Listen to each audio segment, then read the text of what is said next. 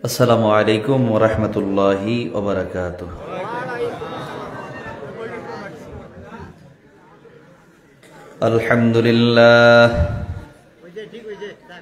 আলহামদুলিল্লাহ নাহমাদুহু ওয়া নাস্তাঈনুহু ওয়া নাস্তাগফিরুহু ওয়া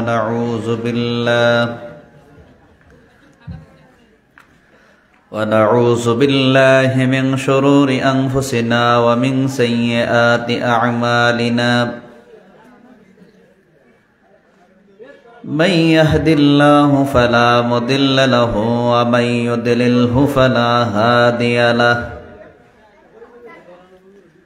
ونشهد أن لا إله إلا الله وأن محمدًا عبده ورسوله أرسله بالحق بشيرا ونذيرا وداعيا إلى الله بإذنه وسراجا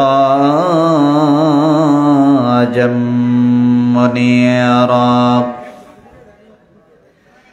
فقد قال الله تعالى في كلامه المجيد والفرقان الحميد أعوذ بالله من الشيطان الرجيم بسم الله الرحمن الرحيم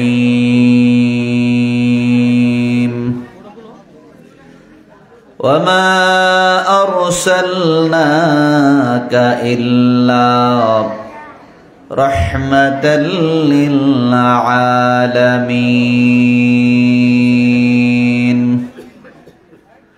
قال النبي صلى الله عليه وسلم من أحب سنتي عند فساد أمتي فلهم أجر 100 شهيد قال الله تعالى إن الله وملائكته يصلون على النبي يا أيها الذين آمنوا صلوا عليه وسلموا تسليما يا اللهم صل على مولانا محمد وعلى آل سيدنا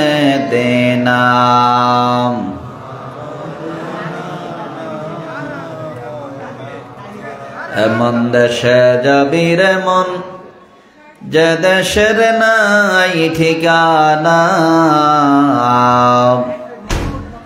এমন ঘরে শুইবি রে মন যে ঘরের নাই বিছানা আল্লাহুম্মা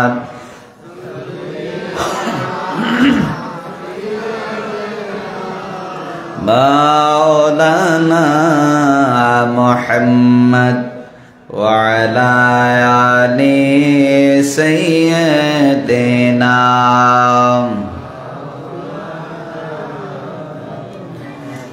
لا إله إلا الله لا إله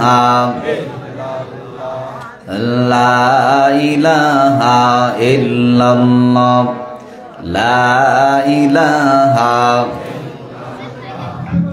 لا إله إلا الله لا إله لا إله إلا الله محمد رسول الله صلى الله عليه وسلم قرة عين بك يا رسول الله সকলে বলুন আলহামদুলিল্লাহ। আরেকবার বলুন আলহামদুলিল্লাহ।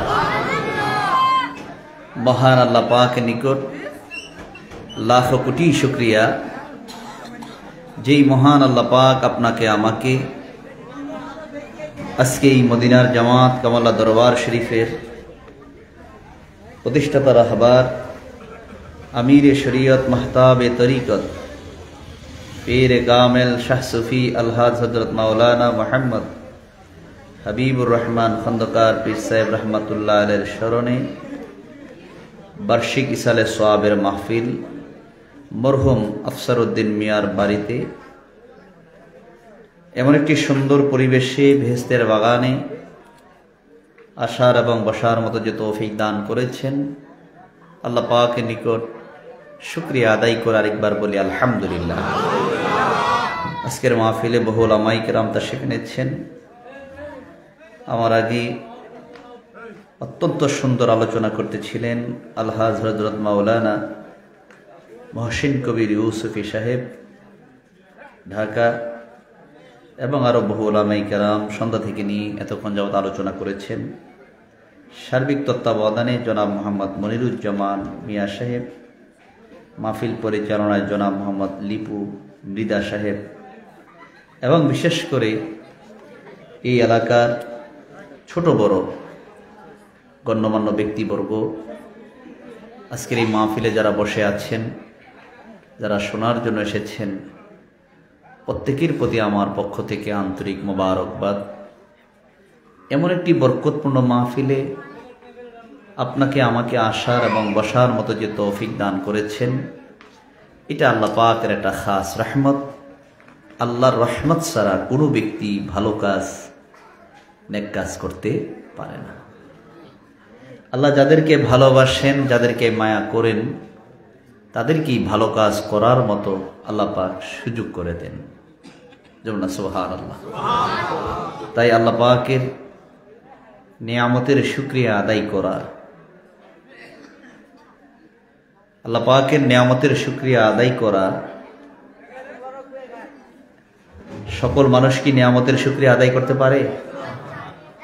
এই সকল বলুন কি পারে? পারে না। আল্লাহ যাদেরকে সুযোগ করে দেন তারাই তো নিয়ামতের শুকরিয়া আদায় করতে পারে।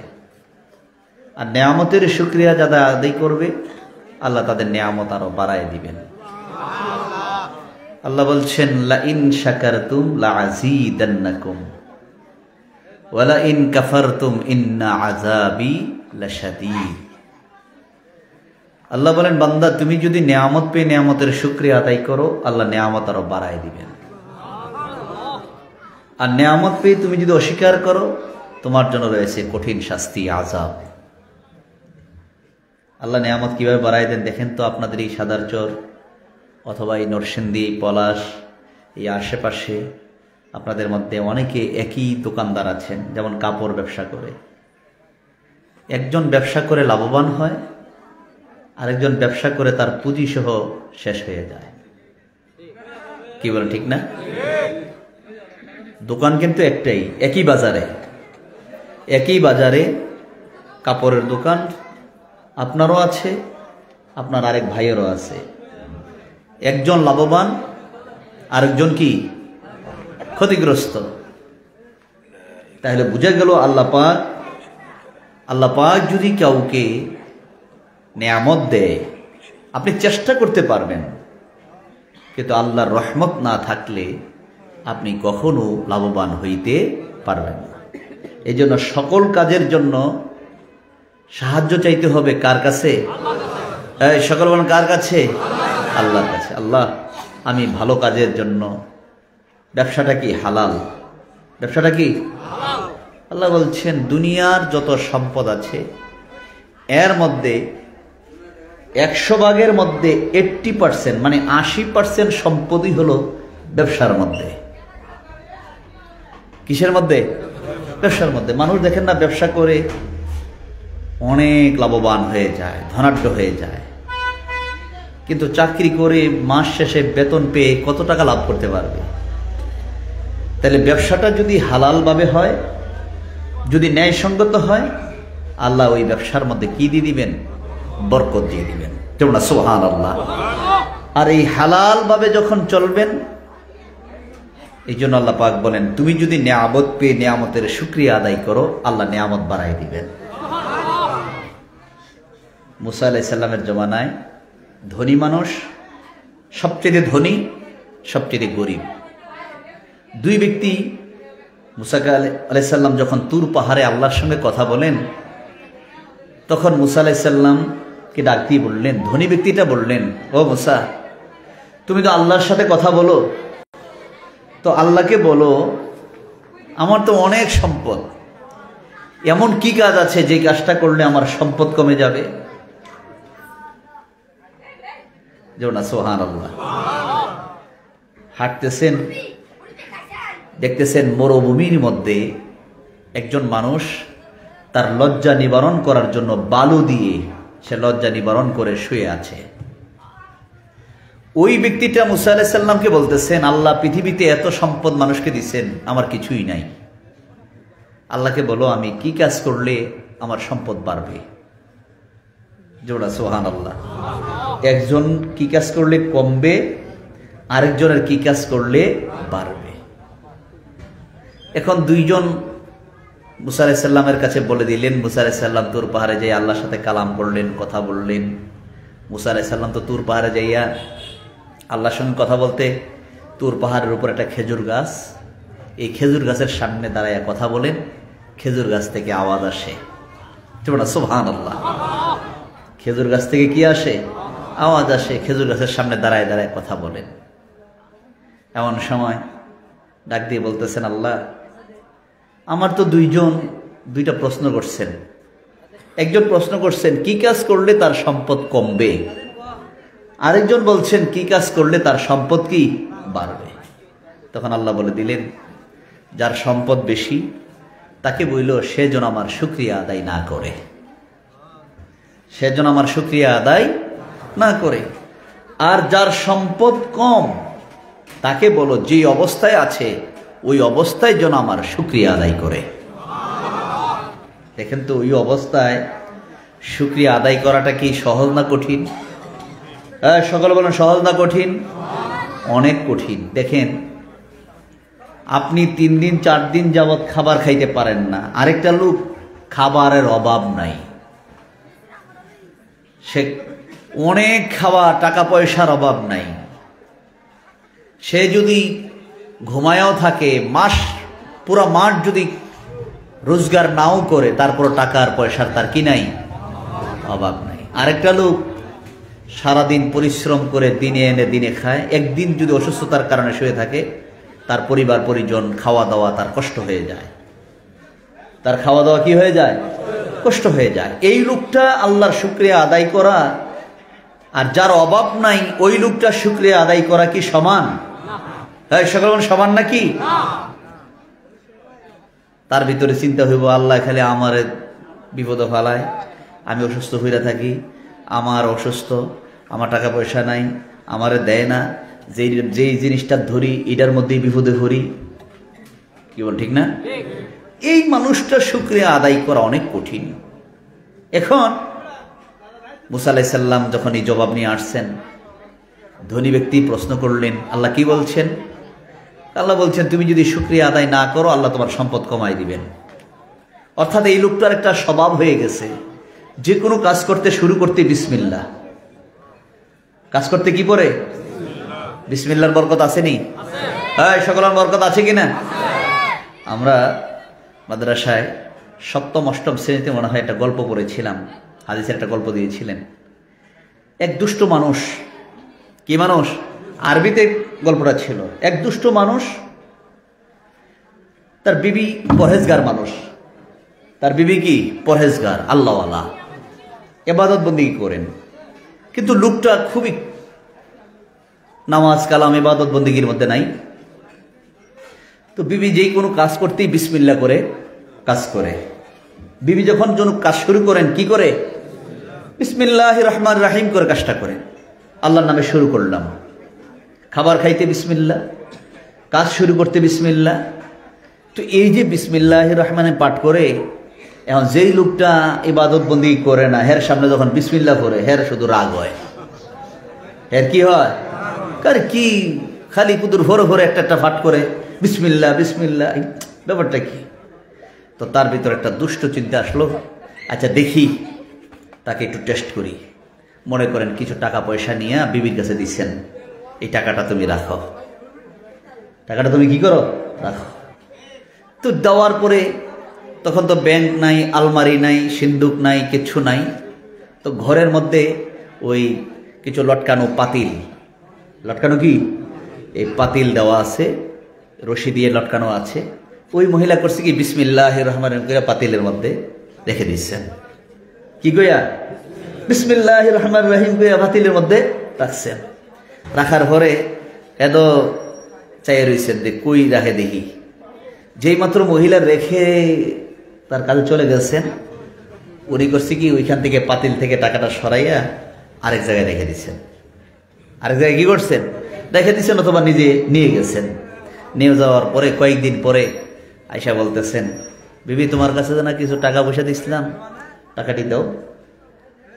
এমন সময় মহিলা যাইয়া ওই পাতিলের মধ্যে বিসমিল্লাহির রহমানির রহিম হাত দিচ্ছেন। বিসমিল্লাহির রহমানির রহিম কি দিচ্ছেন, হাত দিচ্ছেন। হাত দিছে পরে এমন সময় দেখে হাতের মধ্যে টাকা, হাতের মধ্যে কি দিয়ে দিচ্ছেন, নেন। ওই লোক তো আশ্চর্য, ব্যাপারটা কি, এমন হলো কিভাবে, টাকা কোথা থেকে আসলো? এমন সময় যুগের নবী মুসা আলাইহিস সালামের কাছে গিয়ে বলতেছেন, ব্যাপারটা কি? ওই লোকটা যে কথায় কথায় বিসমিল্লাহ পাঠ করে আল্লাহ তার হেফাজতের জাবিনদার আল্লাহ নিজে হয়ে গেছেন। তুমি টাকা নিয়ে গেছো, ফেরেশতারা টাকা আবার আইনার এখানে পৌঁছাই দিয়েছেন। তুমি যেখানে টাকা রাখছো ওইখানে টাকা নাই। এখন সে ওই জায়গার মধ্যে হাত দিয়ে গেছে, ওইখানে ঠিকই টাকা নেই, ওই জায়গার মধ্যে টাকা এসে কি আছে।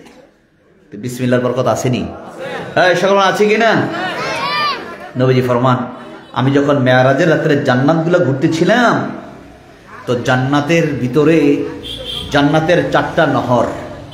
কয়টা নহর?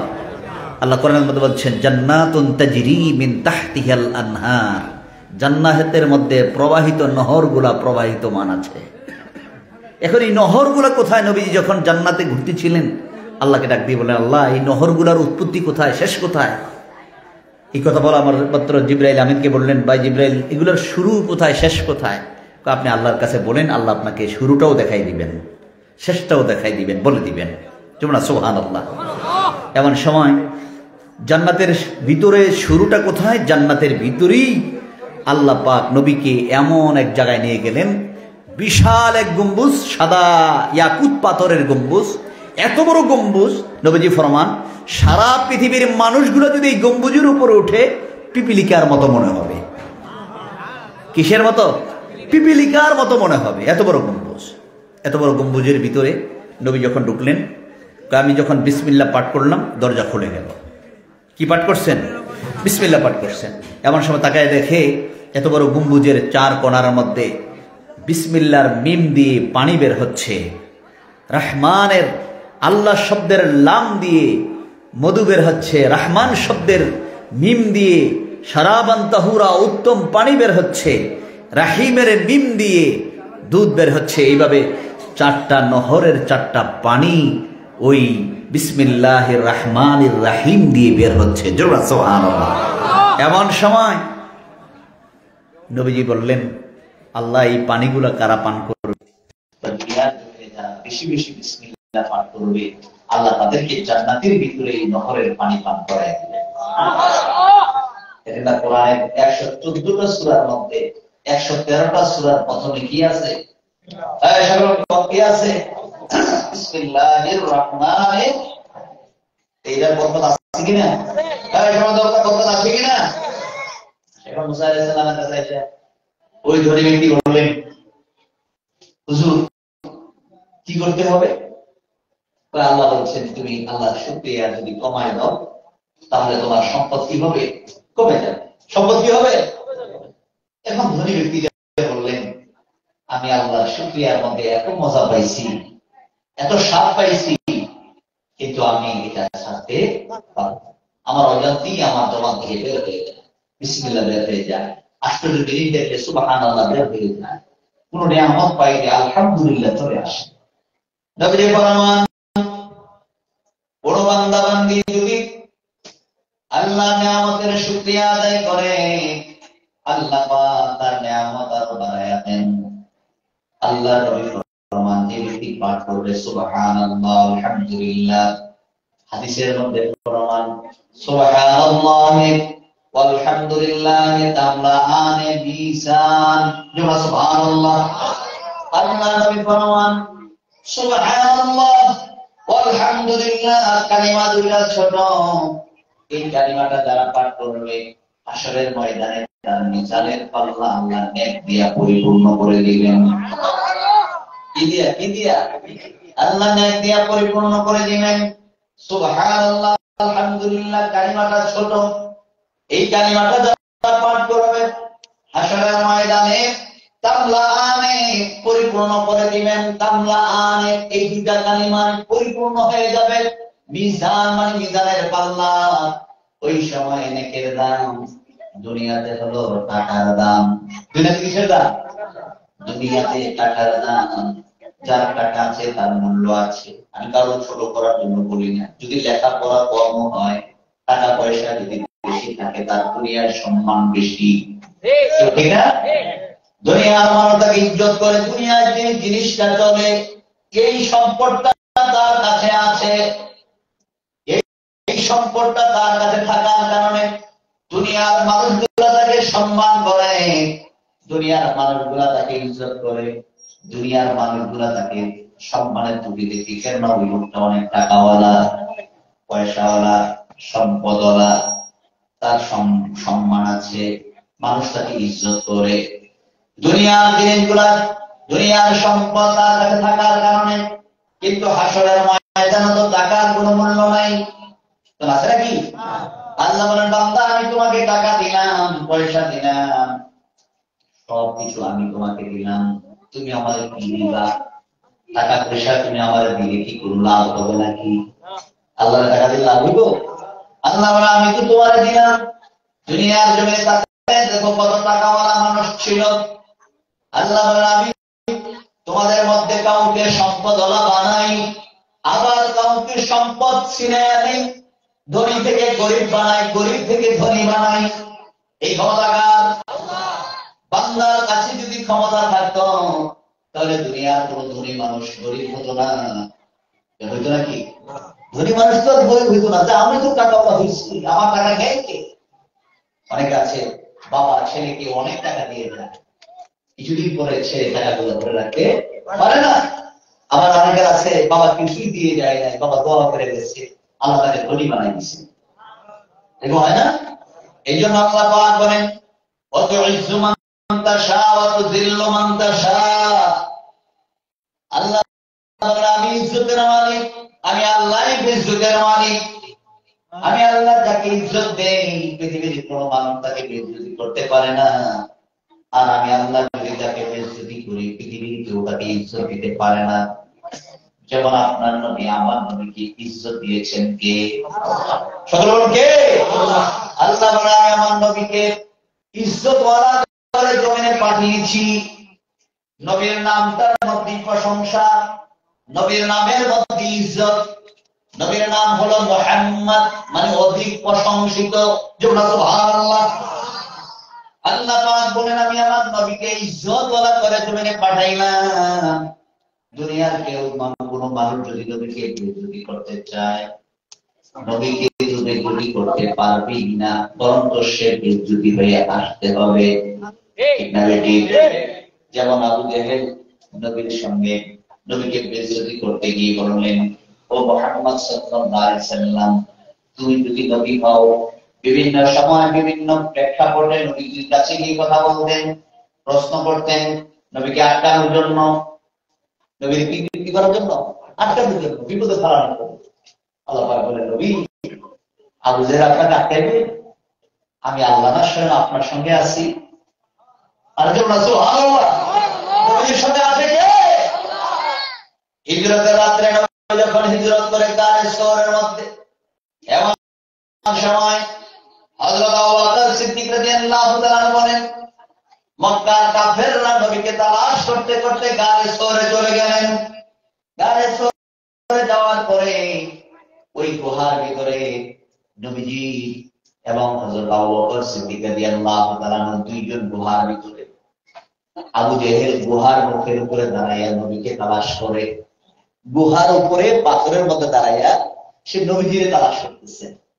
আর এমন সময় নবীজিকে হযরত আবু বকর সিদ্দিক রাদিয়াল্লাহু তাআলা বলতেছেন, হুজুর, আবু জেহেল যদি তার ভাইয়ের দিকে তাকায়, নিজের ভাইয়ের দিকে যদি তাকায়, যদি আমাদেরকে দেখে ফেলবে।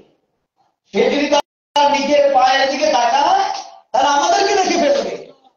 নবীজি বলতেছে, আবু বকর, তুমি কি ভয় পাও নাকি? জোড়া সুবহানাল্লাহ। এই কথা বলার পর আল্লাহ ডাক দিয়ে বলেন, আল্লাহ কোরআন আয়াত নাযিল করে দিলেন। নবীর কাছে আয়াত নাযিল হয়ে গেল। আল্লাহ ডাক দিয়ে বলেন, লা তাহজান ইন্নাল্লাহা মা'ানা। জোড়া সুবহানাল্লাহ। আল্লাহ ডাক দিয়ে বলেন, নবী গো, ভয় পাবেন না। লা তাহজান, হতাশ হওয়ার কোনো কারণ নাই, ভয় পাওয়ার কোনো কারণ নাই। লা তাহজান, ভয় পাবেন না। ইন্নাল্লাহা মা'ানা, নিশ্চয়ই আমি আল্লাহ আপনার সঙ্গে আছি। জোড়া সুবহানাল্লাহ। নবীর সঙ্গে কে আছে? আল্লাহ ডাক দিয়ে বলেন, আমি আল্লাহ আপনার সঙ্গে আছি, ভয় পাওয়ার কোনো কারণ নাই, ভয় পাবেন না। আমি আল্লাহ আপনার সঙ্গে আছি, ভয় পাবেন না। ঠিকই দেখা গেল মক্কার জমিনে কাফেররা নবীকে মারার জন্য, নবীর দুশমনি করার জন্য, নবীকে বেইজ্জতি করার জন্য, নবীকে প্রতিপন্ন করার জন্য কত চেষ্টা করলেন। তারা করতে পারছেন? করতে পারছেন? অনেক চেষ্টা করলেন নবীকে যদি ছোট করা যায়। যেমন নবীকে মেরাজ করলেন, এর আগের মাসটা ছিল রজব মাস। আগের মাসটা কি ছিল? এটা হলো শাবান, সামনে আসতেছে রমাদান। 3টি মাসের 3টি বরকতপূর্ণ রাত্র।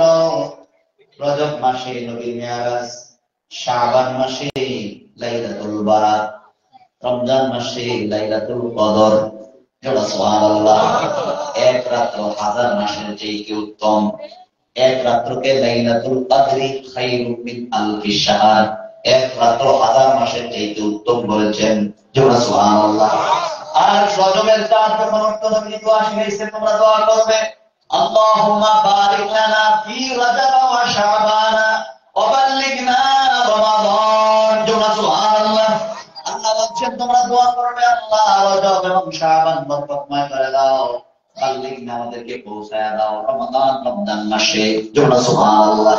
কেননা রমজানটা হলো উম্মতের খুশির মাস, রজবটা হলো আল্লাহর খুশির মাস, শাবান মাসটা হলো আমার নবীর খুশির মাস। জোড়া সুবহানাল্লাহ। এই রজব মাসে যে মেরাজ করলেন নবীজি, মেরাজ যাওয়ার পরে আবু জেহেল দুশমনি তো করতেছেন। দুশমনি করতে করতে এক পর্যায়ে গিয়ে আবু জেহেল প্রত্যেকদিন মক্কার ইমানদার মুমিনদেরকে ডেকে ডেকে বিভিন্ন ভাবে প্রশ্ন করেন। হঠাৎ করে একদিন নবীকে বললেন, ও মুহাম্মদ সাল্লাল্লাহু আলাইহি সাল্লাম, তোমার কাছে কি নতুন কোনো খবর আছে কিনা?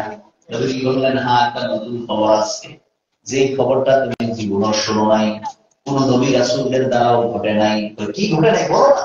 আমি আজকের রাত্রে কাবা থেকে বাইতুল মুকাদ্দাস, সেখান থেকে 7 আকাশ পাড়ি দিয়ে আল্লাহ দিদার করে জমিনে আসছি। সুবহানাল্লাহ। আবু জেহেল বলতেছেন, নবীরা তাদের ভালো বলতেন না। নবীরা বলেন, কি বিধান? আমাদের কইতাম কোনো ডকুমেন্ট ছিল না, কইতাম দুশমনির কারণে। কিসের কারণে? দুশমনির কারণে পাগল বলতাম। পাগল বলে মানুষদের আটকাইতাম, যাই না পাগলের কাছে, এলো কোনো কথা বলে। আর তাদের ভিতরে আল্লাহ ইমানের নূর দিবেন, হেদায়েত দিবেন, এই মানুষগুলো তো আটকে রাখা যায়। তোমরা পাগল বলতেছ, পাগলটা কেউ একটু গেঁথে দিলাম।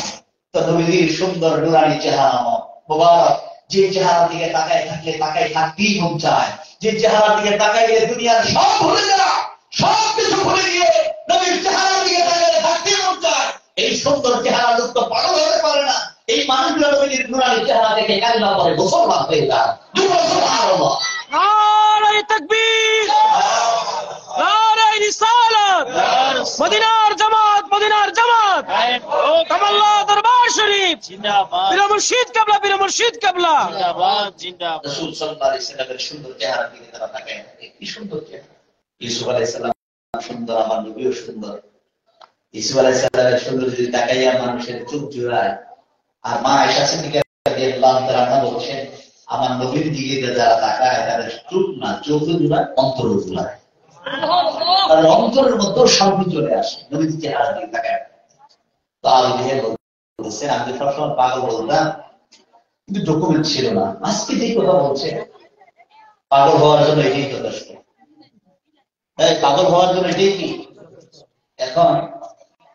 এখন যদি আপনাকে বলা হয় মাহফিল শেষ করতে করতে এখন প্রায় 11টা বেজে গেছে এখন ঢাকা দেখতে মিনিমাম 3 ঘন্টা সময় লাগবে না মনে করেন আর যদি কম সময় লাগে 2.5 ঘন্টা যদি ঢাকা যেতে 2.5 ঘন্টা লাগে যাইতে 2.5 ঘন্টা আসতে কত ঘন্টা 2.5 ঘন্টা চলে 2.5 কত হইল 5 ঘন্টা এখন আপনি একসাথে দুইজনে মিলে মাহফিল শেষ করে 12টায় 1টায় আপনি বাড়িতে গেলেন শুতে গেছেন আবার একটা সময় বাসায় গিয়ে ফজরের সময় 4টার দিকে অথবা 5টার দিকে 6টার দিকে 6টার দিকে ফজরের নামাজ আপনারা পড়েন যদি এর ভিতরে একটা লোক যদি বলে যে মাহফিল শেষ করে হঠাৎ করে আমার একটা প্রয়োজন ছিল ঢাকা যাইতে তো ঢাকা যাইয়া মোটামুটি এই অফিস ওই অফিস ঘুরে ঘুরে 5-6 ঘন্টার কাজ শেষ করে এরপরে আবার আপনাদের কাছে আসছি ফজরের নামাজটা আবার একসাথে এসে মসজিদে পড়লাম আমি কি করবে তাহলে যাইতে আর কিন্তু 5 ঘন্টা লাগে এরপর 5-6 ঘন্টার কাজ করছো পাগল নেই পাগল পেত না কারণ এটা তো বিশ্বাস করা তার জন্য কি কঠিন দেখে বুঝতে পারে তখন আবু জেহেলের চিন্তা হলো মক্কা থেকে বাইতুল মুকাদ্দাস ওই সময় প্লেন নাই হেলিকপ্টার নাই গাড়ি নাই মরুভূমির জাহাজ বলতে উট মরুভূমির জাহাজ বলতে কি উট দিয়ে যদি যায় তাহলে মিনিমাম সময় লাগে 1 মাস কয়দিন 30 দিন 1 মাস সময় লাগে তো যাইতে যদি 1 মাস হয় আসতে আবার কি আর নবীজি বলতেছেন রাত্রে বেলা সন্ধ্যার সময় সবার সাথে কথা বলছেন আবার সকালবেলা বলতেছেন বাইতুল মুকাদ্দাসে গেছেন ওইখান থেকে 7-8 তো গেছেনি এই সাবজেক্টটা বাদ দিয়ে আরো বলতেছেন আর বাইতুল মুকাদ্দাসে আসতে আর যাইতে তো 2 মাস লাগে 2 মাস লাগে আর নবীজি গেছেন কি কোরআনে আল্লাহ পাক বলেন সুবহানাল্লাযী আসরা বি'আবদিহি লাইলান মিনাল মাসজিদিল হারাম ইলাল মাসজিদিল আকসা সুবহানাল্লাহ আল্লাহ বলেন ডাক দিয়ে বলেন নবী আমি আপনাকে দিয়ে যে মেরাজটা করাইলাম পুরা রাত্র নয় পুরা দিন নয় রাত্রের একটা অংশ লাইলা বলছেন রাত্রের একটা অংশে একটা সময় আপনাকে দিয়ে মেরাজটা করাইলাম সুবহানাল্লাহ এখন নবীজি শুধু মেরাজি করছেন বাইতুল মুকাদ্দাসে গিয়ে আলোচনা করছেন অনেক নবীরা খুতবা দিয়েছেন বক্তৃতা দিয়েছেন কথা বলছেন কথা বলতে বলতে বলতে বলতে সর্বশেষে আপনার নবী আমার নবী আলোচনা করেছেন এরপর নবীজি ইমামতি করছেন যার কারণে নবীকে বলা হয় ইমামুল মুরসালিন সকল নবীদের ইমাম সকল নবীদের কি ইমাম নামাজ পড়েন এই কাজগুলো করে যখন আসছেন এখন আবু জেহেলের সঙ্গে এই কথাগুলো যখন বলতেছেন এই কথাগুলো শুনে আবু জেহেল বলতেছেন এতদিন তো পাগল বলতাম পাগলের কোনো ডকুমেন্টস ছিল না আজকে যখন বলছে দেখি গিয়ে হযরত আবু বকর সিদ্দিক রাদিয়াল্লাহু তাআলা ডাকতে বলতেছে আবু বকর তোমার নবী কি বলছে জানো নি তো কি বলছে ওই নবী নাকি মক্কা থেকে বাইতুল মুকাদ্দাসে গেছে কত এদিকে ভালো মানুষের কথা পাগল ছাড়া অর্থাৎ আবু বকর কার কাছে বলতেছে কার কাছে হযরত আবু বকর সিদ্দিক রাদিয়াল্লাহু তাআলার কাছে আবু বকর সিদ্দিক রাদিয়াল্লাহু তাআলা কথাটা শুনে বলতেছে তোমার কাছে এই কথা কে বলছে তোমার নবী নিজে বলছে এই কথা বলা মাত্র আল্লাহ বলছেন নবী যদি বলে থাকে নবীর দ্বারা বাইতুল মুকাদ্দাস রাত্রের ভিতরে সফর করে আসা সম্ভব নবী যদি বলে থাকে আমি বিশ্বাস করব না আবু জেহেল বলে, কি তুমি এটাও বিশ্বাস করো? হ্যাঁ, আমি বিশ্বাস করি। নবী যা বলেছেন সত্য বলেছেন। নবী যা বলেছেন কি বলেছেন? সত্য বলেছেন। এই কথাটা বলার পর আবু জেহেল আশ্চর্য হয়ে গেছেন। এমন সময় আবু জেহেলের সঙ্গে এক বন্ধু আছিল ফিলিস্তিনের বাইতুল মুকাদ্দাসের পড়শি এক বন্ধু। বন্ধুর কাছে, বন্ধু তুমি বাইতুল মুকাদ্দাস সম্পর্কে সব ছিল জানো তো? জানি। চলো নবীর কাছে যাই। মুহাম্মদ রাসূলুল্লাহ সাল্লাল্লাহু আলাইহি সাল্লামের কাছে গিয়ে বললেন, হুজুর আপনি যদি বাইতুল মুকাদ্দাস সম্পর্কে বলতে পারেন, বলেন তো বাইতুল মুকাদ্দাসের দরজা কয়টা, জানালা কয়টা, ফ্যান কয়টা, লাইট কয়টা, পাথর কেমন, পশ্চিমের দেয়ালটা কেমন, উত্তরের দেয়াল কেমন, দক্ষিণের দেয়াল কেমন? আচ্ছা আপনি বলেন তো, আপনি মসজিদে শহরে একটা মডেল মসজিদে অথবা একটা বড় মসজিদে একটা কারুকার্য একটা সুন্দর একটা মসজিদের ভিতরে আপনি গেছেন নামাজ পড়তেন, নামাজ পড়ছেন করে বাড়িতে এসেছেন যে আজকে মসজিদে গিয়ে একটা সুন্দর একটা মসজিদে নামাজ পড়ছি, খুব ভালো লাগছে। এখন হ্যাঁ যদি কয়, আচ্ছা পছন্দের মসজিদের ফ্যান করে না, আমি তুমি আগে আপনি ফ্যান কি করছি নাকি করে কি ঠিক না? আচ্ছা কোন কোন দিকটা জানালা আছে, মাইক্রোটা আছে, কিন্তু যেমন আশ্চর্য দেখো না, আমি তো এইগুলো কোনো কিছু হিয়ার করছি না, নামাজ পড়ছি, দেখছি ভালো লাগতে দেখে চলে আসছি। এখন নবীজি হাদিসের মধ্যে, বুখারী শরীফের হাদিসের কথা আপনি বলতেছেন, নবীজি খুবই প্রশ্ন করা মাত্রই চিন্তা করে গেছেন, গভীর চিন্তা, যে মেরাজ আল্লাহ করাইছেন, আর এখন আবু জেহেল তার বন্ধুকে নিয়ে আমাকে এমন প্রশ্ন করছেন, আমি এখন তো জবাব কিভাবে দেব? আল্লাহ ডাক দিয়ে বলছেন, নবী চিন্তা করবেন না, সুবহানাল্লাহ, আপনার চোখের সামনে আপনার নজর বাইতুল মুকাদ্দাস পর্যন্ত আমি পৌঁছে দিলাম। প্রশ্ন করবে আপনি খালি তাকায় তাকায় বলতে থাকে, আর সুবহানাল্লাহ। এখন যে লোক প্রশ্ন করতেছে এর ভুল হয়, কিন্তু নবী কি হয় না, নবী তো তাকায় তাকায় বলতেছে, হিসাব করে বলতেছে, কিন্তু যিনি প্রশ্ন করতেছেন ওনার কি, আমি যদি 9টা করো, আমি যদি আপনার 8টা মনে হয়, নবী বলতেছে না 9টা ওই দুইটা দিকে আল্লাহ বলে, আমি আমার নবীকে, কাফেররা নবীকে আটকাতে চায়, নবীকে বেইজ্জতি করতে চায়, কিন্তু আল্লাহ বলেন না না, বেইজ্জতি করতে পারবে না। কেন? আল্লাহ পাক বলেন, ওয়া রাফা'না লাকা যিকরাক, আমি আমার নবীর সম্মান বুলন্দ করে দিয়েছি, উঁচু করে দিয়েছি। তোমরা যদি আমার নবীকে মানো, তোমাদের সম্মান বেড়ে যাবে, তোমাদের ইজ্জত বেড়ে যাবে, তোমরা দামি হয়ে যাবে। আর যদি আমার নবীর সঙ্গে বেয়াদবি করো, তোমার অস্তিত্ব নষ্ট হয়ে যাবে। বুখারীর হাদিসের মধ্যে মদিনার ফজিলত বলতে গিয়ে, মদিনার ফাদায়েল বলতে গিয়ে বলছেন, নবীজি হাদিসের মধ্যে বর্ণনা করেছেন, ইমাম বুখারী হাদিস এনেছেন, পানির মধ্যে লবণ দিলে, পানির মধ্যে যদি লবণ দেয়, পানির মধ্যে লবণ ছেড়ে দিলে লবণটা যেভাবে আস্তে আস্তে করে যায়, কিছুক্ষণ পরে দেখা যায় লবণের কোনো অস্তিত্বই থাকে না, পানির মধ্যে বিলীন হয়ে যায়। ঠিক না? পানির মধ্যে লবণটা বিলীন হয়ে যায়। আমার সঙ্গে নয়, আমার মদিনার সঙ্গে কেউ যদি বেয়াদবি করে, আমার সঙ্গে নয়, আমার মদিনার সঙ্গে যদি কেউ বেয়াদবি করে, পানির মধ্যে লবণ যেভাবে মিশে যায়, যেভাবে বিলীন হয়ে যায়, মানুষটা সেইভাবে ধ্বংস হয়ে যাবে, কিন্তু বান্দাটা টের পাবে না। বান্দাটা আস্তে আস্তে বিলীন হয়ে যাবে, অস্তিত্বহীন হয়ে যাবে, নষ্ট হয়ে যাবে। এই জন্য নবীর সঙ্গে, মদিনার সঙ্গে যারা ভালো আচরণ করবে, নবীকে যারা ভালোবাসবে, তাদের সম্মান আল্লাহ বাড়ায় দিবেন, তাদেরকে আল্লাহ দামি বানায়া দিবেন, তাদের ইজ্জত আল্লাহ বাড়ায়া দিবেন। সুবহানাল্লাহ। আল্লাহ সম্মান যদি বাড়ায় দেয়, কে সম্মান বাড়ায় দেয়? কে বাড়ায় দেয়? আল্লাহ বাড়ায়। আল্লাহ কেমনে বাড়ায়? অসংখ্য ঘটনা কোরআন ও হাদিসের মধ্যে আছে। নবীকে আল্লাহ কিভাবে সম্মান দিয়েছেন। আল্লাহ রাসূল সাল্লাল্লাহু আলাইহি ওয়াসাল্লামকে তারা বেইজ্জত করতে চায়, আর ওই জায়গার মধ্যে আল্লাহ নবীর সম্মান বাড়াইয়া ওই জায়গার মানুষগুলোকে কালিমা করে, মুসলমান করে, ওই জায়গার মানুষগুলোর মধ্যে আল্লাহ নবীকে আল্লাহ সম্মান করে দিন। সুবহানাল্লাহ। মক্কার মানুষগুলা বেজুতি করে নবীকে মক্কা ছাড়তে বাধ্য করছেন। আর আল্লাহর হুকুমে নবী হিজরত করে মদিনায় গেছেন। যাওয়ার পরে গিয়ে দেখে মদিনার লোকজন দলে দলে দলে দলে কালিমা করে মুসলমান হচ্ছে। এবার সম্মান বাড়ছে না কমছে? মদিনার লোকজন দাঁড়ায় গেছে, হুজুর আপনি আমার বাড়িতে আসেন। কেউ কিছু লোক পাহাড়ে দাঁড়াইছেন, কিছু লোক গাছের উঠে দাঁড়াইছেন, কার আগে কে নবীজিরে দেখবেন। সুবহানাল্লাহ, কি সম্মান বাড়াই দিয়েছে।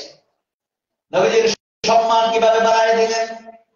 মদিনায় যাওয়ার পরে লোকজন যখন সবাই বলতে আরম্ভ করলেন, ইয়া রাসূলুল্লাহ আপনি আজকে আমার বাড়ির মেহমান হবেন। নবীজি বললেন, আমি যদি বলি তোমার বাড়ির মেহমান আমি হব, তাহলে অন্য মানুষগুলো আমার কষ্ট পাবে। নবীজি বললেন, এই সিদ্ধান্ত আমি যেমন আমার ঘোড়া উট দিবে, আমার উটটা সিদ্ধান্ত দিবে। সুবহানাল্লাহ। আচ্ছা, উটে সিদ্ধান্ত দিবে, তাই কিভাবে? আমার উট যার বাড়িতে গিয়ে শুয়ে যাবে, আমি রাসূলুল্লাহ তার বাড়ির মেহমান হয়ে যাব। আবার উট গিয়ে তার বাড়ির মেহমান হয়েছেন জানেননি? রাসূল সাল্লাল্লাহু আলাইহি সাল্লামের ইন্তেকালের 1000 বছর, জন্মের 1000 বছর আগে। কত বছর? কত বছর? ছোট্ট করে কথা শেষ করে দেব। নবীজির জন্মের 1000 বছর আগে ইয়ামান দেশের এক বাদশা, ইয়ামান দেশের বাদশা খুব শৌখিন বাদশা,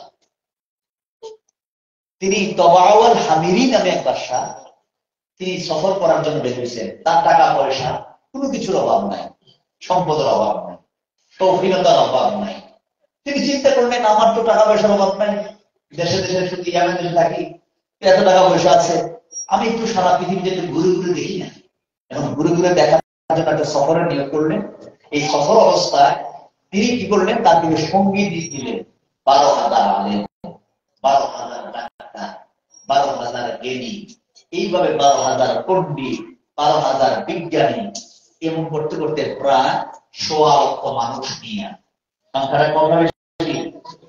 1.25 লক্ষ, 1,20,000 এমন লোক নিয়ে সে রওনা দিয়েছে।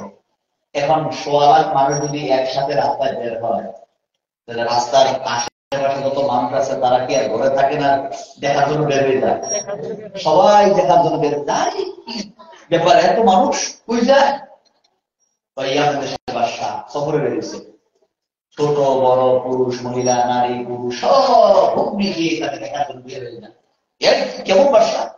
এইভাবে দেশে দেশে ঘুরতে ঘুরতে ঘুরতে ঘুরতে যখন মক্কায় গেছে, মক্কার আঙ্গিনায় যেই মাত্র ঢুকলেন, মক্কায় ঢোকার পরে দেখে মক্কার কোন লোক আর ঘর থেকে বের হয় না। মক্কার কোন লোক কি হয় না, ঘর থেকে বের হয় না। আর সব লোক কি ব্যাপার, এই দেশের মানুষ ঘর থেকে কেন বের হয় না, ব্যাপারটা কি? এমন সময় 12,000 আলেম বলছেন, কেন বের হবে? এই দেশের মধ্যে একটা ঘর আছে, যে ঘরটা হলো আল্লাহর ঘর। যে ঘরটা কার ঘর? বাইতুল্লাহ, আল্লাহর ঘর আছে। যে ঘরের চতুর্দিকে হাজার হাজার মানুষ দৈনিক তওয়াফ করে, লক্ষ লক্ষ মানুষ আসে, দেশ বিদেশ থেকে এসে আল্লাহর ঘর তওয়াফ করে। আপনার মতো বহু নামদার বাদশা আছে, কিন্তু আপনাকে দেখার জন্য তারা কেন বের হবে? তারা তো এমন মানুষ দৈনিকই দেখে। এই কথা বলার পরে বাদশা বলতেছেন, সারা দেশের মানুষ আমরা দেখে, আর এই লোক তারা দেখে না। এই ঘরটার কারণে তো মনে মনে নিয়োগ করছে, আচ্ছা এই ঘরটা কোথায়, সামনে আমার নিয়ে যাবো। আর মনে মনে খেয়াল, আমার যে বাহিনী আছে এই ঘরটা শেষ করে দেবে। সকল নওজুবিল্লাহ, এই ঘরটাকে ভেঙে দিবে নিয়োগ করছে। মনে মনে মনে কি করছে? প্রকাশ করে না, নিয়োগ করছে।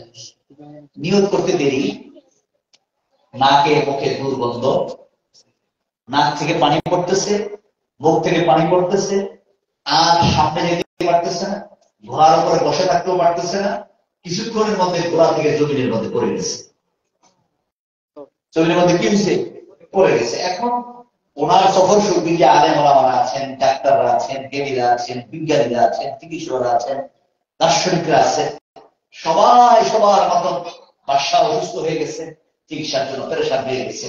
সবাই সবার চিকিৎসা করতেছেন, আলেম ওলামারা বিভিন্ন আয়াত পরে পরে ফু দিচ্ছেন, কোনো কাজই হচ্ছে না।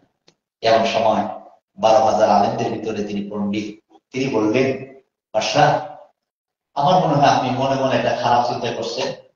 এই যে রোগ আপনার মধ্যে, এটা দুনিয়াবি কোনো রোগ না, এটা আল্লাহর গজব। এটা কি আল্লাহর গজব। আপনি কি নিয়ত করছেন, নিয়ত চেঞ্জ করেন। না হয় এই গজব থেকে রেহাই দেওয়ার মতো আমাদের কোনো ক্ষমতা নাই। আমাদের মতো যত চিকিৎসা ডাক্তাররা চিকিৎসা করছে তারাও পারতেছে না, আমরাও আমাদের মতো অনেক চেষ্টা করছি, আমরাও পারতেছি না। মনে হয় যে আল্লাহর গজব, আপনি নিয়ত চেঞ্জ করেন। এখন বাদশা মৃত্যুর কাছাকাছি, দুর্গন্ধে পানি বের হয়ে এমন অবস্থা হয়ে গেছে, দাঁড়ায় যাবে, দাঁড়াবে এমন অবস্থা। মনে মনে খেয়াল করতেছেন, আমি যে নিয়ত একটা করছিলাম ঠিকই।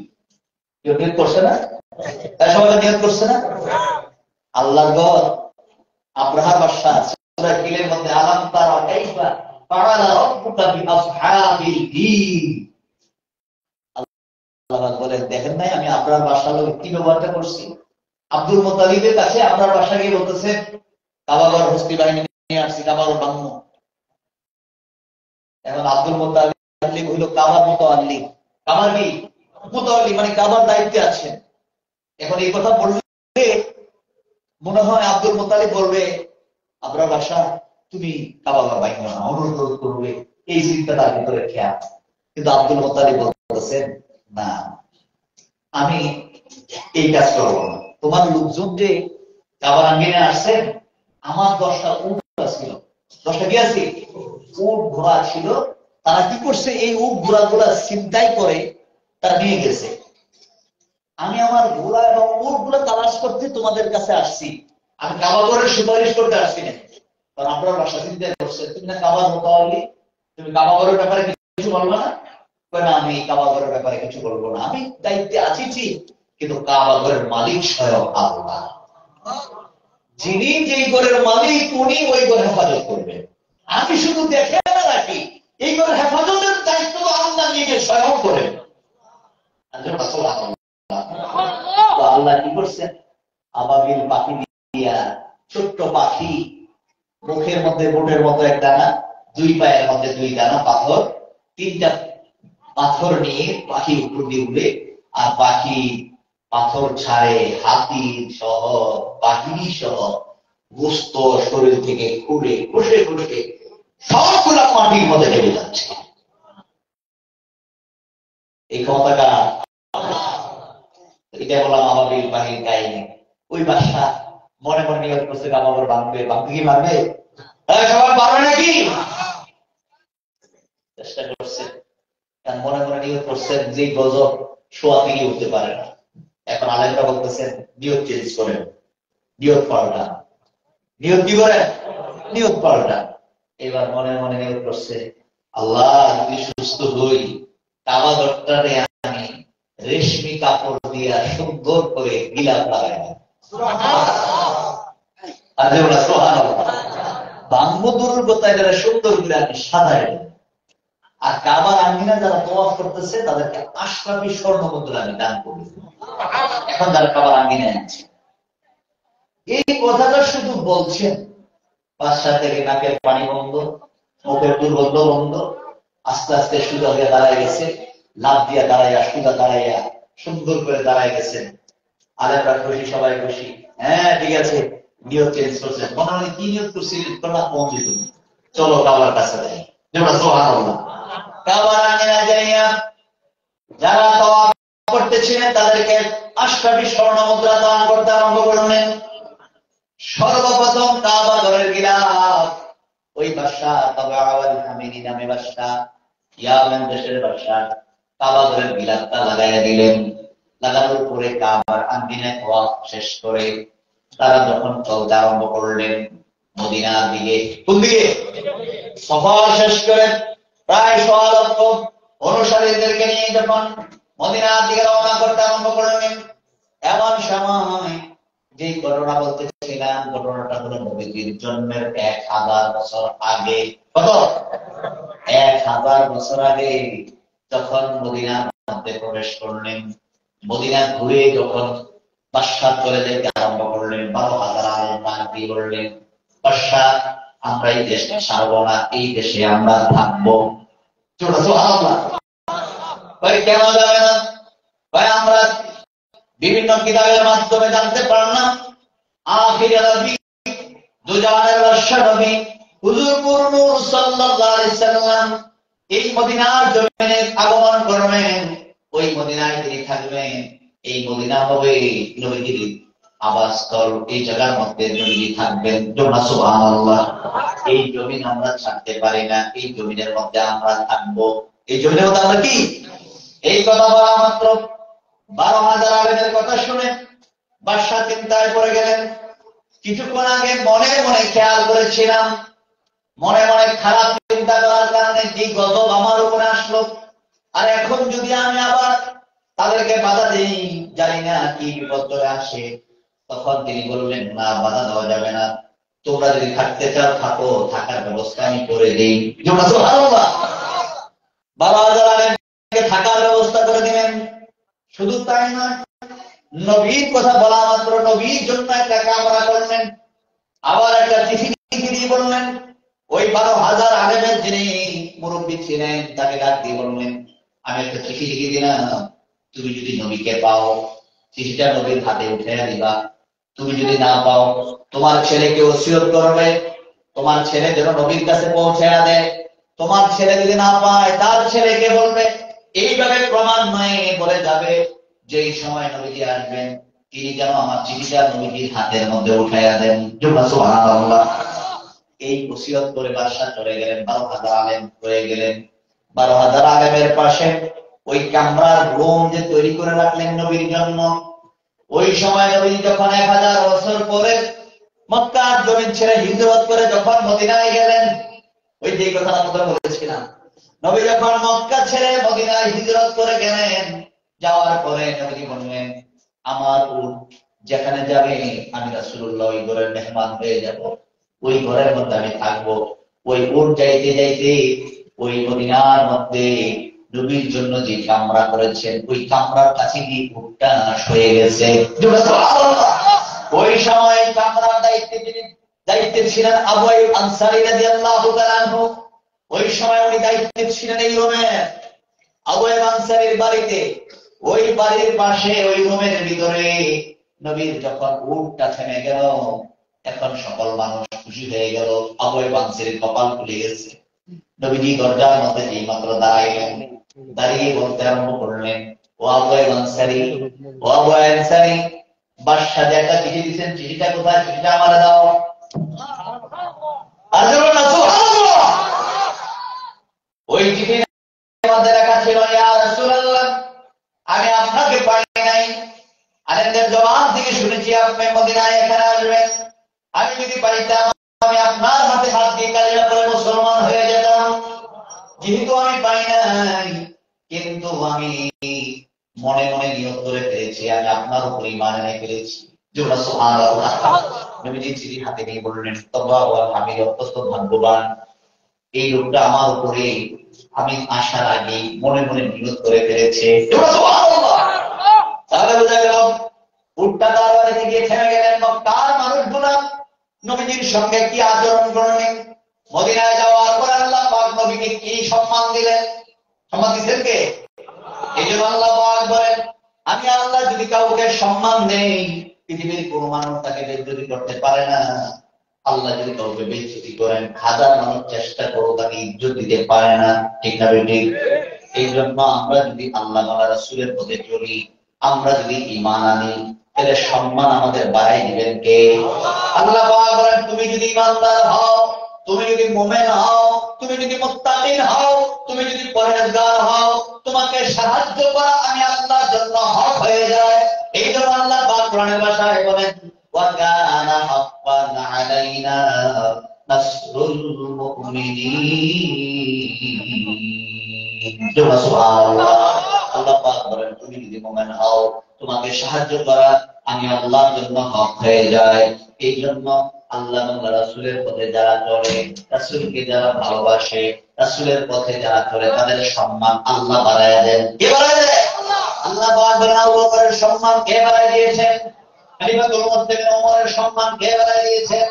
হযরত আবু হুরায়রা, হযরত খাব্বাব, হযরত বেলাল, এই সমস্ত সাহাবায়ে কেরাম। ওই হযরত বেলাল গোলাম মানুষ, হযরত বেলালের দাম কেমন হয়ে গেছে? সুবহানাল্লাহ। ছোট মোটা, চেহারাটা কালো, চুলগুলা খাড়া খাড়া, নাক চাপটা, চেহারার দিকে তাকাইলে মহব্বত করতে মন চায় না, মায়া লাগে না। কিন্তু আল্লাহ পাক বেলালের দাম কেমন বাড়ায় দিয়েছেন। নবী যেই মসজিদের ইমাম বেলাল হয়ে গেলেন ওই মসজিদের মুয়াজ্জিন। সুবহানাল্লাহ। বেলাল যেই মসজিদের ইমাম, যেই মসজিদের ইমাম দয়াল নবীজি, বেলাল হয়ে গেলেন ওই মসজিদের মুয়াজ্জিন। সুবহানাল্লাহ। বেলাল নবীর মসজিদের এই মুয়াজ্জিন হয়ে গেল। নবীজির দিকে তাকায় তাকায় বেলাল আযান দেয়। সুবহানাল্লাহ। বেলালের দাম আল্লাহ কত বাড়ায় দিয়েছেন। নবীজি ফরমান আমার বেলালের দাম এত বেশি, হাসরের ময়দানে বেলালের গর্দান সকলের উপরে থাকবে। গর্দান মানে গলাটা সকলের উপরে থাকবে। সকল মানুষগুলা দেখবে বেলালকে দেখা যায়। বেলাল কেন মানুষকে কল্যাণের পথে ভালোর পথে রাখছে। হাইয়া সালাহ, ও দুনিয়ার মানুষ কল্যাণের দিকে আসো। মানুষকে নামাজের জন্য ডাকছে, কল্যাণের দিকে ডাকছে। ওই বেলালের দাম আল্লাহ বাড়ায় দিয়েছেন। কিন্তু ওই বেলালের দাম কেন বাড়লো? বেলালের ভিতরে নবীর ভালোবাসা, নবীর মায়া, নবীর মহাব্বত, যে মহাব্বতের কারণে আল্লাহ পাক বেলালের দাম বাড়ায় দিয়েছেন। সুবহানাল্লাহ। এই জন্য আল্লাহ পাক বলেন, তুমি যদি আল্লাহর পথে চলো, তুমি যদি চলতে চাও, আল্লাহকে আমি কোন জাতিরে নিজেদেরকে পরিবর্তন করি না, যদি নিজেরা পরিবর্তন না হয়। আমি বলবেন যে আমি খাইতাম, আল্লাহ না তোমার আমার খাওয়ানোর টেনশন নাই, না খাইবে না, খাইবা ব্যবস্থা চেষ্টা করবা, আমি খানার মধ্যে বরকত দিয়ে দেবো। তুমি ভালো হইতে চাইবা, আমি আল্লাহ তোমার ভালো করে দেবো। এবং আপনি আমি ভালো হইতে চাই না। এই জন্য আল্লাহ বলছেন কোন জাতিকে আমি পরিবর্তন করি না যতক্ষণ পর্যন্ত নিজেরা পরিবর্তন না, নিজেরা কিনা হয় পরিবর্তন না। আল্লাহ বলছেন দুনিয়ার জমিতে রাস্তা দুইটা, ফারিকুন ফিল জান্নাহ ওয়া ফারিকুন ফিস সাঈর। একটা হলো জান্নাতের রাস্তা, আর একটা হলো জাহান্নামের রাস্তা। এখন আপনি কোন রাস্তায় চলবেন এটা আপনার ইখতিয়ার, আপনার রাস্তা বাছাই করে নিতে হবে। যে আমি জান্নাতের রাস্তায় চলতে চাই, আল্লাহ বলছেন জান্নাতের রাস্তা তোমার জন্য সহজ করে দেবো। আর তুমি যদি জাহান্নামের রাস্তায় চলতে চাও, আল্লাহ জাহান্নামের রাস্তা তোমার জন্য কি করে দেবো? সহজ করে দেবো। কোন মানুষ কি চুরি করতে পারতো? এই অন্যায় করতে পারতো? মিথ্যা কথা বলতে পারতো? আল্লাহ আমাকে সুযোগ দিয়ে দিয়েছি। কিন্তু যখন সুযোগ শেষ হয়ে যাবে, যখন আল্লাহ ডাক দিবেন, পৃথিবীর কোন শক্তি নাই আপনাকে ধরে রাখতে পারে, তখন আল্লাহর কাছে দুনিয়ার সব কিছুর হিসাব আল্লাহর কাছে দেওয়া লাগবে। সকল কিছুর হিসাব কার কাছে দিতে হবে? আল্লাহর কাছে দিতে হবে। আল্লাহ বলছেন ফামান ইয়ামাল মিসকালা যাররাতিন খাইরান ইয়ারা ওয়া মান ইয়ামাল মিসকালা যাররাতিন শাররান ইয়ারা। যারা পরিমাণ হিসাব আল্লাহর কাছে দিতে হবে। ভালো হিসাব দিতে হবে, মন্দের হিসাব দিতে হবে। আল্লাহ যেন আমাদের সকলকে কবুল করে। আমরা সকলে বলি আল্লাহুম্মা আমিন। আরেকবার বলুন আল্লাহুম্মা আমিন। আমরা অল্প সময় কথা বলতে খেয়াল করেছিলাম, তারপর কথা বলতে বলতে প্রায় 11:30 হয়ে গেছে। আমরা দিকে যাবো। সকলে চক্ষু বন্ধ করে কানের দিকে খেয়াল করে বাম স্তরের দুয়াগুলোকে দেখায়। আর নবীজি ফরমান আল্লাহ পাক কোরআনে বলছেন, বান্দা যখন গুনাহ করে হাতের দ্বারা, পায়ের দ্বারা, চোখের দ্বারা, এই গুনাহটা হাতে পায়ে থাকে না, এটা কালবের মধ্যে চলে যায়। দেখেন না, আপনি হাতে ব্যথা পাইছেন, আওয়াজ দেন কোন দিক দিয়া? সবাই কর। হাতে একজনে আপনার হাতের মধ্যে বাড়ি দিয়েছে, আওয়াজ দেন মুখ দিয়ে। কিন্তু আপনি কি মুখে ব্যথা পাইছেন না হাতে ব্যথা পাইছেন? সবাই ব্যথা পাইছেন কোথায়? পায়ে ব্যথা পাইছেন, আওয়াজ দেন কোন দিক দিয়ে? অর্থাৎ মানুষের অনুভূতিটা প্রকাশ পায় কি দিয়া? মুখ দিয়ে। কিন্তু আল্লাহ কোরআনের মধ্যে বলছেন তুমি হাতের দ্বারা, পায়ের দ্বারা, চোখের দ্বারা গুনাহ করো, এটা হাতে পায়ে থাকে না, এটা কালবের মধ্যে চলে যায়। এই জন্য কোরআনের মধ্যে বলছেন ফি কুলুবিহিম মারাদুন ফাযাদাহুমুল্লাহু মারাদা। তোমাদের কলবটা যখন অসুস্থ হয়ে যায়, কলব থেকে না, পুরো গরিব মধ্যে আল্লাহ ছড়ায় দেয়। তখন তার মধ্যে হিংসা থাকে, রিয়া থাকে, কবর থাকে, আরেকজনের ক্ষতির চিন্তা করে, আরেকজনের মারণের চিন্তা থাকে, আরেকজনের উচ্চারণা করে, বদনাম করে। এই যে শুধু তার মধ্যে যত গুনাহ আছে সব তার করতে হচ্ছে। আর যদি কলবটা সুস্থ থাকে, তখন তার ভিতরে চিন্তা হলো আমার ভাইটা বুঝে নাই, ভুল করে ফেলছি, তার একজন বিয়ে আদর করে মায়া করে বাবা এই অন্যায় করিস না, আল্লাহ তোরে এই অন্যায় না করলো তো ভালো পথে চলো, মেয়ের হতে চলো, এইভাবে তাকে সুন্দর করে আহ্বান করে। নবীজি মানুষদেরকে কি অন্যায় ভাবে ফিরে ফিরে ডাকছেন নাকি আদর করে ডাকছেন? দুনিয়া মানুষের কাছে, ও দুনিয়া মানুষ কোন দিকে রওনা দিচ্ছ? আল্লাহর পথে আসো, কোরআনের পথে আসো, আল্লাহকে মানো। এই দুনিয়ার পরে তো আরেকটা জিন্দিগি আছে, যেটা শুরু আছে কি নাই, শেষ নাই। এটা এই জিন্দিগিতে তুমি কিভাবে চলবা? দুনিয়া তোমার 60 বছর জিন্দিগি থেকে এত পেরেশান হয়ে গেছো, আবাদুল আবাদ কবরে হাসরে মিজানে কেমনে থাকবা?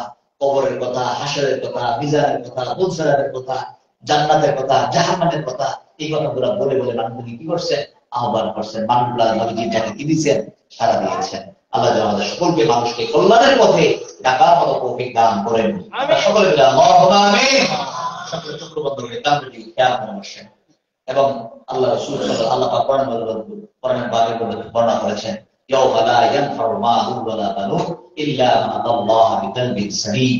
এমন একদিন আসবে যেদিন তোমার টাকা পয়সা ছেলে মেয়ে কোনো কিছু করা হবে না, আসবে ইল্লা মান আতাল্লাহ বিকলবিন সালিম। তুমি যেটা নিরাপদ কলম নিয়ে আসতে পারো, এই নিরাপদ কলমের জন্য আল্লাহ ওয়ালাদের সহবতে যাওয়া, উনিদের সংস্পর্শে যাওয়া। এই উনিদের সংস্পর্শে কেন দেখবেন? শুধু কালটাকে হিংসা রিয়া ফখর থেকে দূরে সরাইয়া আপনার কালটার মধ্যে যদি আল্লাহ চিঠি আনতে পারেন, কালটা যদি পরিশুদ্ধি করতে পারেন, তাহলে আপনার মর্যাদা আমার মর্যাদা আল্লাহর কাছে কি হবে? বেড়ে যাবে। আল্লাহ আমাদের সকলকে যেন তৌফিক দান করেন। আমরা সকলে আমিন।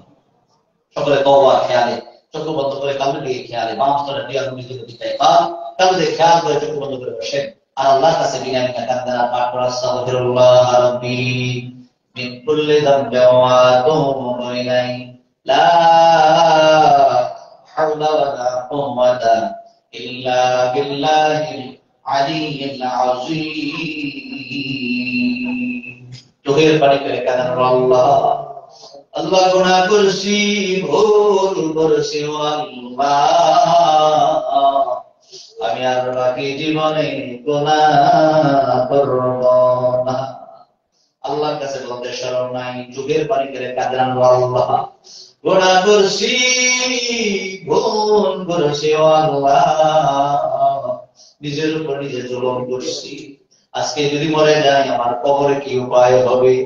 আজকে যদি মরে যায় দুনিয়ার মানুষগুলো তো আমাকে ঘরে রাখবে না। যে ঘরের মায়ের টাকার পয়সার জন্য, ছেলের জন্য, মেয়ের জন্য, বাড়ির জন্য, দুনিয়ার জন্য আমি এত অন্যায় করলাম, টাকার জন্য এত কিছু করলাম, বাড়ির জন্য এত কিছু করলাম, এই সুন্দর ঘর বাড়ি বানাইলাম, আজকে যদি মরে যায় দেখা যাবে দুনিয়ার কোন মানুষ আপনাকে ঘরে রাখবে না। আপনার ছেলে, যে ছেলেকে ছাড়া আপনি ঘুমাইতেন না, যে ছেলে আব্বাকে ছাড়া ঘুমাইত না, যে মেয়ে আম্মাকে ছাড়া ঘুমাইত না, মৃত্যু যখন হয়ে যাবে রে, ওই ছেলেই ডাক দিয়া বলবে আব্বার কাছে যাইতে বড় ভয় লাগে, ওই মেয়ে ডাক দিয়া বলবে আম্মার কাছে যাইতে বড় ভয় লাগে। আল্লাহ দরবারে বিনায় বিনায় কাঁদবো আর বলো আল্লাহ, আজকে যদি মরে যায় কবরে কি উপায় করো আল্লাহ। আল্লাহর কাছে কাঁদতে শরম নাই, যুগের পানি বানায় কাঁদেন আল্লাহ, আজকে যদি মরে যাই রে, কে আমারে গোসল দিবে, কে আমারে কাপড় পরাইবে, কে আমারে কাঁধে করে কবর দেশে নিয়ে যাবে? চোখের পানি ফেলাই আল্লাহর কাছে বলো আল্লাহ, গোনাই গোনাই কাটাইলাম জিন্দেগি, এই জীবনে না করিলাম বন্দেগি। আল্লাহর কাছে কাঁদতে শরম নাই, কাঁদো। আজকে যদি মারা যাও কবরে কি উপায় হবে? কবরে যদি গুনাহ নিয়ে কবরে যাই যদি রে, কারো জন্য কবর হয়ে যাবে জাহান্নামের গর্ত। জাহান্নামের গর্ত যদি হয়ে যায়, ওই গর্ত শুধু গর্ত থাকবে না, সাপ বিচ্ছুর ঘর হয়ে যাবে, 99 সাপের বাসা হয়ে যাবে। ওই সাপ বিচ্ছু গুলো এমন সবল দিবে, বিষের যন্ত্রণা 40 বছর পর্যন্ত বাড়তেই থাকবে, বাড়তেই থাকবে। নবীজি ফরমান, ওই সাপগুলা যদি জমিনে শ্বাস বাড়াইতো, জমিনের গাছপালা গুলা বিষাক্ত হয়ে যেত, জমিনের মধ্যে কোনো গাছপালা জন্মাইত না, মানুষগুলা মরে যাইত। এমন বিষাক্ত সাপ কবরের মধ্যে একটা নয়, দুইটা নয়, 99 সাপ সবল দিতে থাকবে।